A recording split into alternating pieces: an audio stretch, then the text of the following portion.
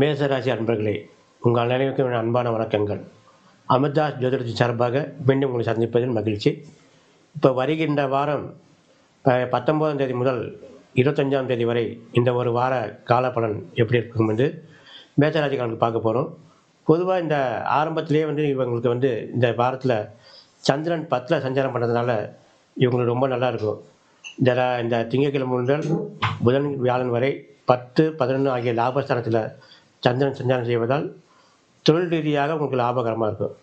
மேலும் உங்களுக்கு இந்த வாரத்தில் சந்திராஷ்டமம் எதாவது முடிஞ்சிருச்சு, எந்த இதுவுமே கிடையாது. மேசராசி அன்பர்களுக்கு இந்த வாரம் பொறுத்த வரைக்கும் தொழில் ஸ்தானத்தில் சந்திரன் சஞ்சாரிப்புறார்.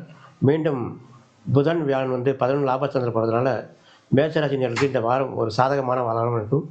நீங்கள் எதிர்பார்த்த பண வரவு வரக்கூடிய வாரமாகவும் இது அமையும்.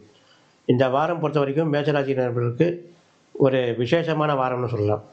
பொதுவாகவே இந்த வாரம் பொறுத்த வரைக்கும் மேசராசினர்களுக்கு சாதகமான வாரம்.